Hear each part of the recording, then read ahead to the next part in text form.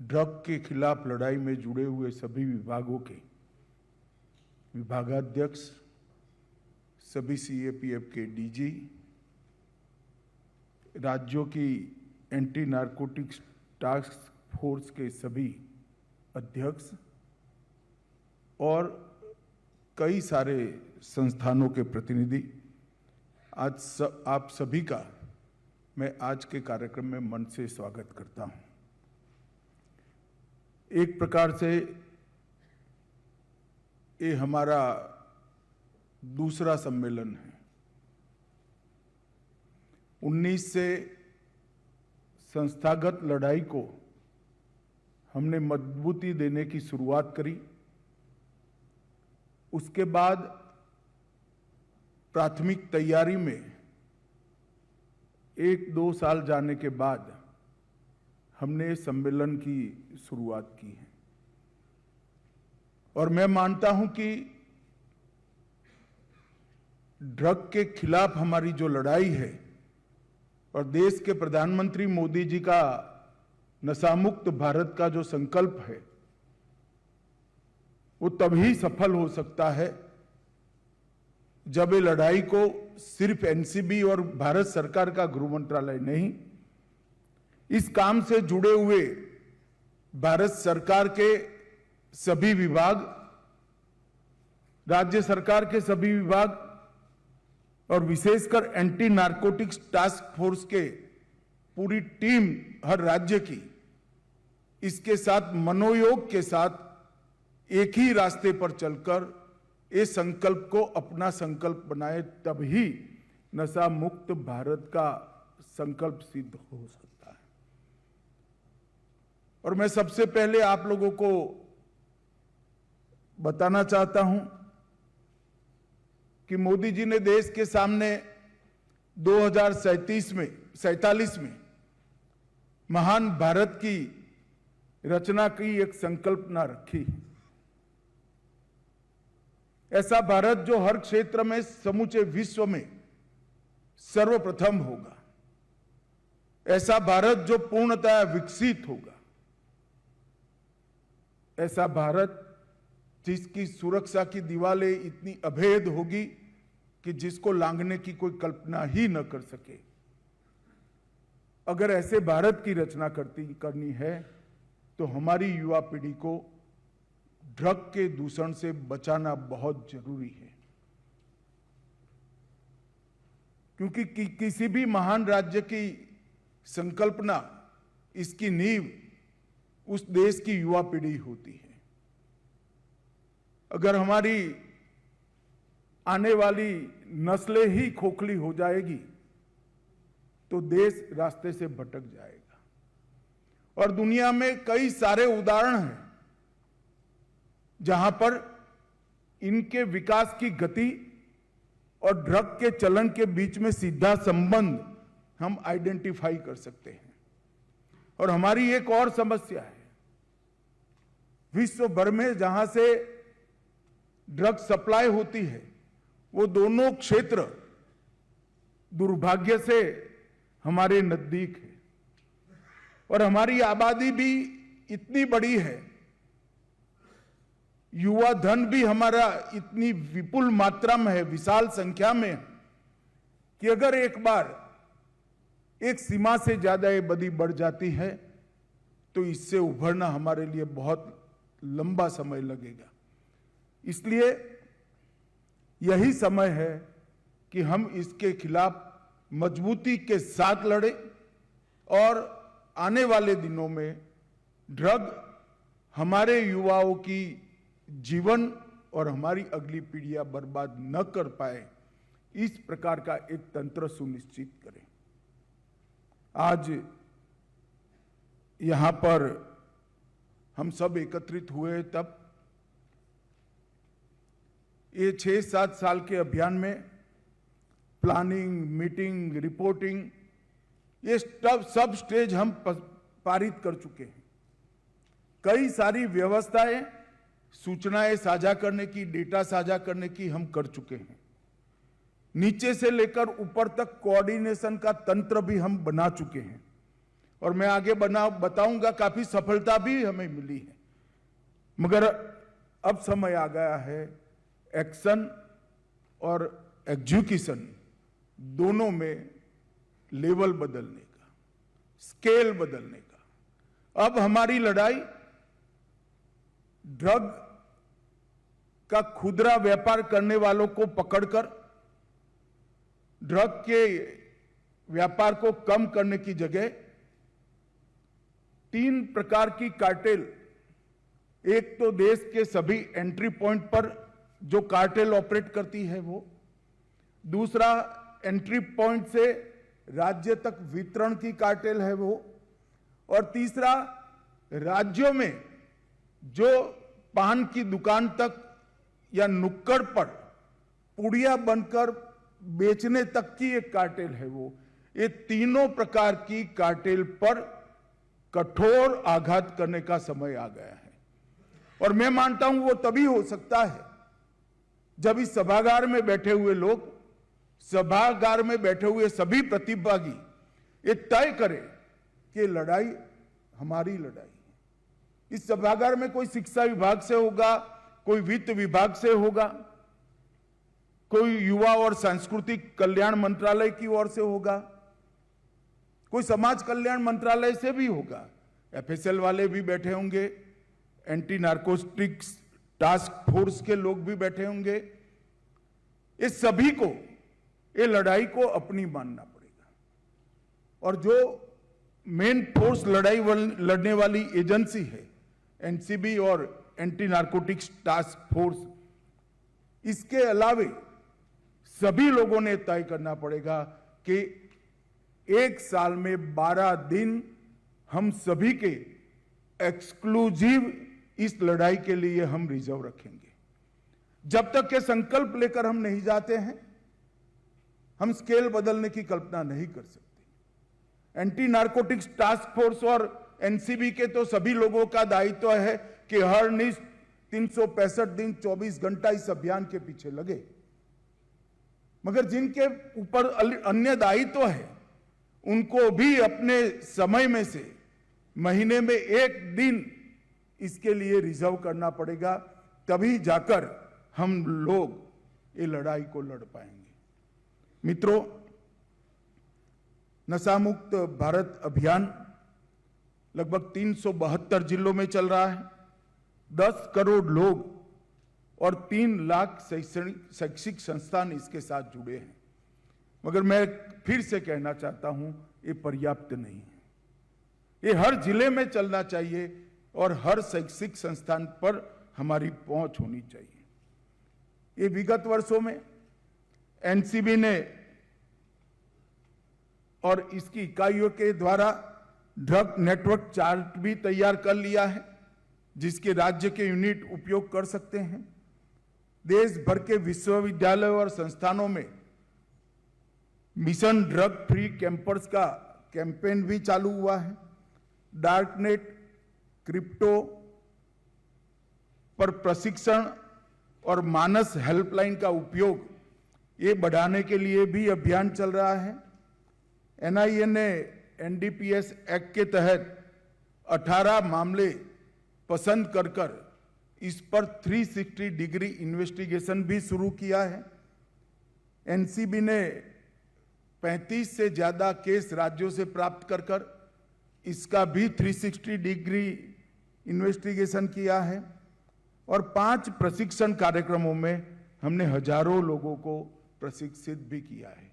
मैं ये सब आपको इसलिए बताता हूं कि सिर्फ नशे का व्यापार करने वाले को पकड़ने के अलावे कई सारे मोर्चे पर हमारी लड़ाई चालू है, परंतु ये लड़ाई का स्केल हमें बदलना चाहिए, ये मैं बार बार बताना चाहता हूं। ये 2 दिन के सम्मेलन में लगभग 8 सत्र है।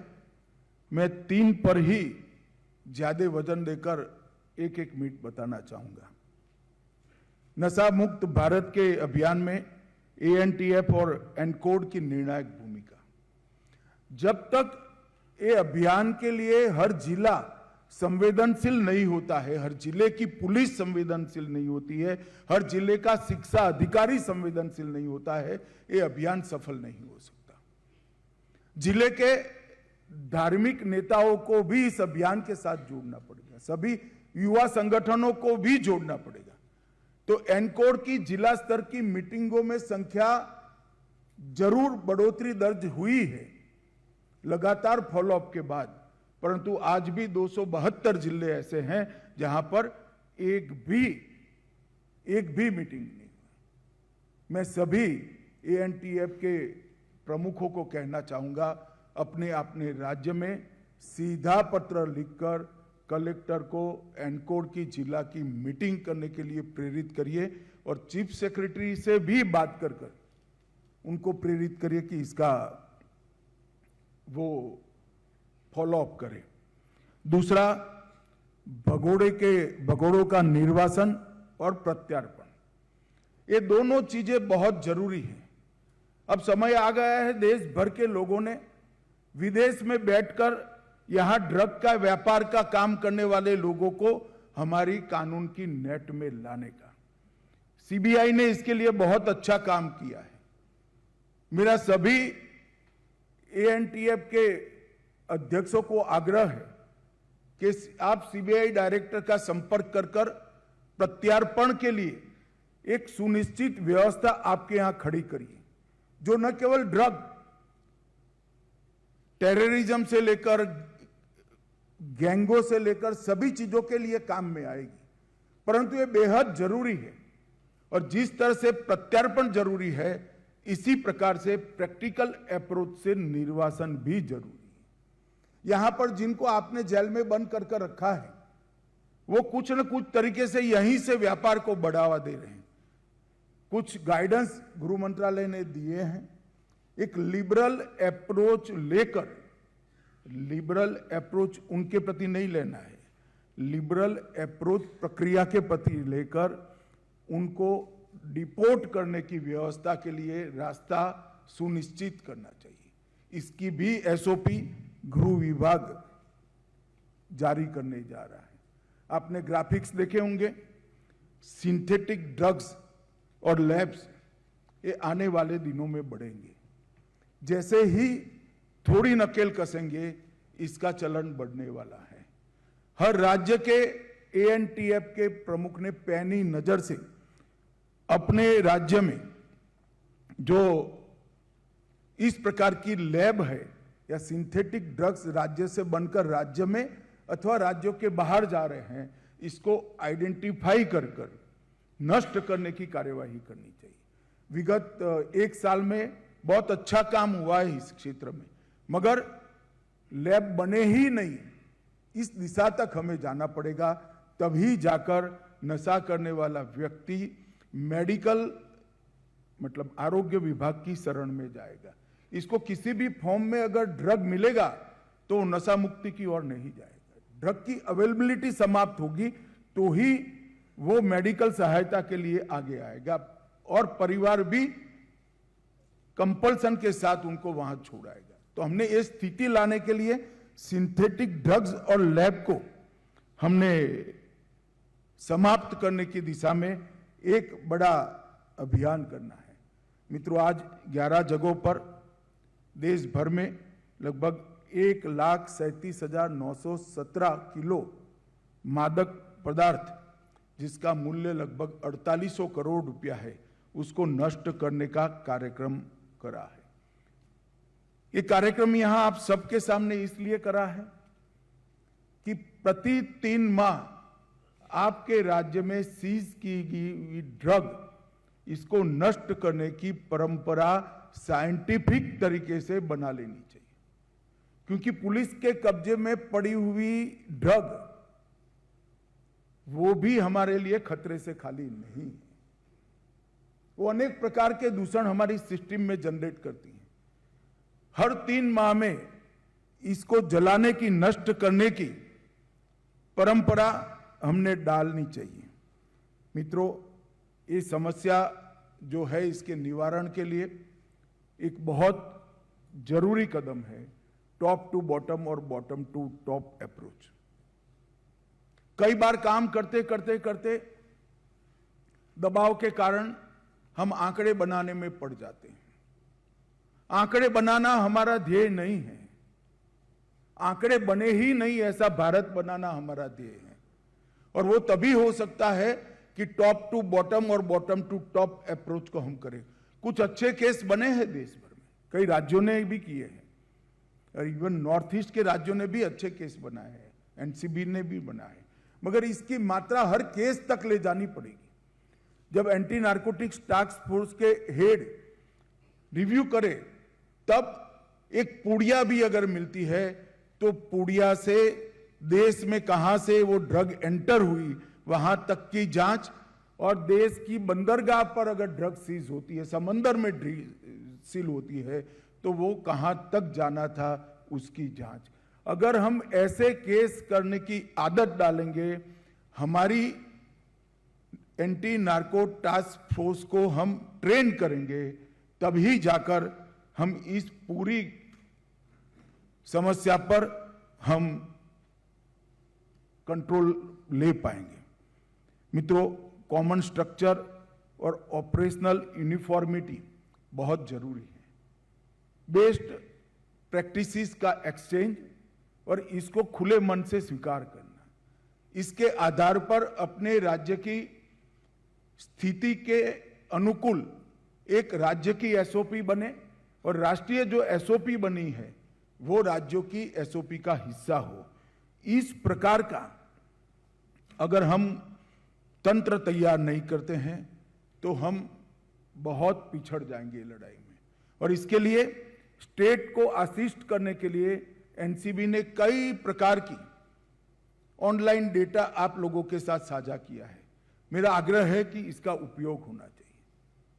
और मैं आज फिर से आप लोगों को आग्रह करना चाहता हूं कि कम से कम हर नारकोटिक्स के बड़े केस में हम नेट ग्रिड का संपर्क कर पूरे वो जो गुनहगार है इसका नेटवर्क, हर प्रकार का नेटवर्क हम ढूंढने की कवायद करें। इससे हमारे केस को न केवल पुख्ती मिलेगी, मजबूत होगा, मगर हम नेटवर्क ध्वस्त करने में भी सफल होंगे। मित्रों, हम स्टेट को असिस्ट करने में कोई कसर नहीं छोड़ेंगे। मेरा सभी एएनटीएफ के प्रमुखों से आग्रह है, एक चेकलिस्ट भी बनाया जाए, anti narcotics action checklist. Checklist दो प्रकार का होगा कि केस का इन्वेस्टिगेशन किस प्रकार से किया है इसका चेकलिस्ट होगा, और केस आइडेंटिफाई करने के लिए जिला पुलिस ने कितने प्रयत्न किए हैं इसकी भी चेकलिस्ट बनानी चाहिए। और अगर ये चेकलिस्ट का रिव्यू आप क्वार्टरली करते हैं तो अपने आप नीचे तक हमारी ये लड़ाई पहुंच जाएगी। आज फाइनेंशियल ट्रेल, हवाला लिंक, क्रिप्टो लेन देन और साइबर चैट्स, ये सब के लिए हर राज्यों में एक विशेष टीम, एक दस्ता बनाएंगे, तभी जाकर हम इस लड़ाई के सामने पुख्ता तरीके से लड़ पाएंगे। हर राज्य में हो सके तो अन्य कामों के साथ साथ इसको भी प्रायोरिटी देकर आईटी विंग की स्थापना हो और नारकोटिक्स फोकस्ड फॉरेंसिक लैब का एक यूनिट भी हर राज्य में तैयार हो। क्योंकि जब विश्लेषण करते हैं तो ढेर सारे केसों में जमानत इसलिए हो जाती है कि ये ड्रग थी या नहीं थी इसका रिपोर्ट ही कई महीनों तक नहीं आता है, तो कोर्ट फिर जमानत दे देती है और हमारे अधिवक्ता लाचार हो जाते हैं। तुरंत इसका लेबोरेटरी टेस्टिंग हो, सर्टिफिकेट ऑनलाइन चला जाए, इसके लिए हर स्टेट एफएसएल में एक छोटी टुकड़ी, एक छोटा यूनिट बनाने के लिए एएनटीएफ के सभी प्रमुखों ने अपने अपने यहाँ इनिशिएटिव लेना चाहिए और हर राज्य का एक अकाउंटेबिलिटी फ्रेमवर्क भी एक प्रकार से बनाना चाहिए। इसको फॉर्मल करना नहीं करना है तो मत करिए, मगर कम से कम जिम्मेदारी का सबको एहसास हो, इस प्रकार का अकाउंटेबिलिटी फ्रेमवर्क भी बना जाए। हर राज्य, मेरा आग्रह है कि कार्टेल पर एक उच्च स्तरीय स्ट्रेटेजी अपने अपने राज्य की बनाए। मैंने जो आगे आगे कहा वो तीनों प्रकार के कार्टेल के लिए आपके राज्य में कौन काम कर रहा है, इसकी एक उच्च स्तरीय स्ट्रेटेजी बनानी पड़े। इसमें एएनटीएफ के लोग अकेले काम नहीं कर पाएंगे, इसमें राज्य पुलिस को भी हिस्सा लेना पड़ेगा, राज्य पुलिस को भी शामिल करना पड़ेगा और विशेषकर डिस्ट्रिक्ट पुलिस को भी शामिल। गुनहगारों की संपत्ति का अगर आप ध्यान से अध्ययन करेंगे तो आपको मालूम पड़ जाएगा कि ये किस दर्जे का गुनहगार है। इसके पास से पकड़ी गई मात्रा सिर्फ पर्याप्त नहीं है, अगर इसकी संपत्ति में आश्चर्यजनक बढ़ोतरी हुई है तो निश्चित रूप से कार्टेल का एक बड़ा हिस्सा है। इस प्रकार के कई इन्वेस्टिगेशन के नॉर्म्स बनाकर हमने नीचे देने पड़ेंगे और जैसा मैंने कहा कार्टेल पकड़नी है तो darknet, cryptocurrency, communication pattern, logistics का एनालिसिस और financial flow, Meta data analysis और मशीन लर्निंग मॉडल जैसी तकनीक भी हमारे यहाँ बढ़ानी पड़ेंगी। मित्रों, मैं कुछ चीज़ों पर पहले भी बोल चुका हूँ मगर आज मैं फिर थ्रस्ट देना चाहूँगा कि मादक पदार्थों की तस्करी में विदेशी अपराधियों और भगोड़ों को वापिस लाने के लिए और यहाँ से निर्वासन के लिए एनसीबी, सीबीआई और राज्य पुलिस का एक समवायी तंत्र बने, वो बहुत जरूरी है और वो तंत्र राज्य पुलिस को अपने यहाँ स्थापित करना होगा, तभी जगह जाके हम ये कार्टेल को नष्ट कर पाएंगे। सभी पात्र मामलों में पीट एनडीपीएस लगाने में कोई झिझक नहीं करनी चाहिए। पीट एनडीपीएस का उपयोग जितना बढ़ेगा, नए गुनहगारों की संख्या बढ़ने में हमें इतनी बढ़ती हुई रोकने में हमें इतनी ही सफलता मिलेगी। प्रत्येक राज्य में प्रोसिक्यूशन की व्यवस्था को एनसीबी के ऑनलाइन पोर्टल पर दिए गए केसों का स्टडी कर चुस्त दुरुस्त करना पड़ेगा और लैब पर मैं फिर से कहना चाहता हूं, लैब पर हमने काफी बड़ी मात्रा में कठोर कार्यवाही करने का समय आ गया है। एनआईए को आपके यहां से कुछ विशिष्ट प्रकार के केस जो अंतर्राज्य और अंतर्राष्ट्रीय है वो अगर आप भेज सकते हैं तो एनआईए निश्चित रूप से आपको सहायभूत होगी, ऐसा मेरा आप सभी से निवेदन है। राज्य की एनकोड की बैठक कई जगह होती है मगर पोर्टल पर इसका रिपोर्टिंग नहीं होता है, तो कम से कम पोर्टल के रिपोर्टिंग को भी हम ढंग से कर ले, इसके लिए हम सब ने एक्टिव होना पड़ेगा। 1933 को उपयोग हमने जितना हो सके उतना महत्तम करना चाहिए। एक त्रिकोणीय रणनीति के तहत हमने कदम उठाने पड़ेंगे। ड्रग की सप्लाई चेन के लिए हमारा रूथलेस अप्रोच होना चाहिए, डिमांड रिडक्शन में एक स्ट्रेटेजिक अप्रोच होना चाहिए और हार्म रिडक्शन में ह्यूमन अप्रोच होना चाहिए। ये तीनों अप्रोच के साथ एंटी नारकोटिक्स टास्क फोर्स ने आगे बढ़ना चाहिए। तीनों काम नारकोटिक्स को लड़ाई लड़ने वाली टीम के ही है, चाहे आदत छुड़वानी हो, चाहे अभिभावक को सचेत करना हो, चाहे स्कूल के तंत्र को इसके साथ जोड़ना हो, चाहे धार्मिक नेताओं को अभियान के साथ जोड़ना हो, ये सभी जिम्मेदारी एएनटीएफ के विभाग अध्यक्ष की है, ऐसा मैं मानता हूं। तो उस दृष्टि से हमने आगे बढ़ना चाहिए और ढेर सारे प्रयास हुए, मैं इसका नतीजा भी आपको बताना चाहता हूं। तो 2004 से 13 तक जब्त ड्रग्स की मात्रा देश में 26 लाख किलो थी और 14 से 25 तक 26 लाख से बढ़कर 1 करोड़ किलोग्राम से ज्यादा ड्रग हमने पकड़ी है। ये बताता है कि हम प्रयास करते हैं तो सफल मिलता है, 4 गुना बढ़ोतरी। मगर अब सवाल है प्रयास को और आगे ले जाने का, और जब ड्रग का मूल्य 40,000 करोड़ का ड्रग 10 साल में पकड़ा गया था, अब इस 10 साल में 1,65,000 करोड़ का ड्रग पकड़ा गया है। ये बहुत बड़ी उपलब्धि है हमारी। और हमारी गति बढ़ानी पड़ेगी, प्रयास तेज करने पड़ेंगे और स्ट्रेटेजिक अप्रोच के साथ प्रयास करने पड़ेंगे। तो मैं मानता हूं हम नशा मुक्त भारत की कल्पना के बहुत नजदीक पहुंच जाएंगे। जो डिस्पोजल की बात मैंने करी, इसमें 3,63,000 करोड़ का ड्रग अगले 10 साल में 4 से 14 में डिस्पोज हुआ था और 14 से 25 में 35,21,000 करोड़ का ड्रग डिस्पोज हुआ है। तो बहुत सारा पुराना ड्रग भी हमने डिस्पोज किया है। और मूल्य की बात करें डिस्पोज ड्रग के, तो 8,150 किलो का ड्रग डिस्पोज हुआ था, इसकी जगह 71,600 करोड़ का ड्रग डिस्पोज कर पाए। मित्रों, अफीम के विनिष्टीकरण में तो हमें बहुत सफलता मिली है। 2020 में 10,700 एकड़ का हमने विनिष्टीकरण करा था, 21 में 11,000, 22 में 13,000, 23 में 22 के सम्मेलन में हमने संकल्प लिया था, 23 में 13,000 से बढ़कर 31,768 एकड़ हमने विनिष्ट किया। और इसी प्रकार से कैनेबिस का भी 21,000 से बढ़कर 34,000 एकड़ तक हम पहुंचे। ये बहुत बड़ी उपलब्धि है। हजारों एकड़ ड्रग जब विनिष्ट होता है तो हम कितने लोगों को बचा पाए, इसका हमें संज्ञान होना चाहिए।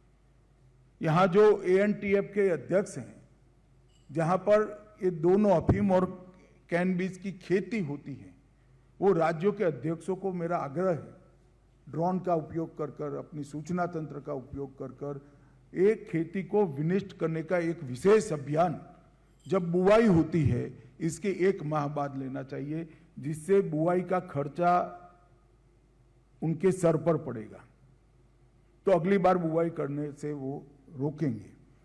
हमने गिरफ्तारियों में भी लगभग 2004 से 14 में 1,73,000 लोग गिरफ्तार किए थे, 14 से 25 में 7,61,000 लोग गिरफ्तार किए हैं।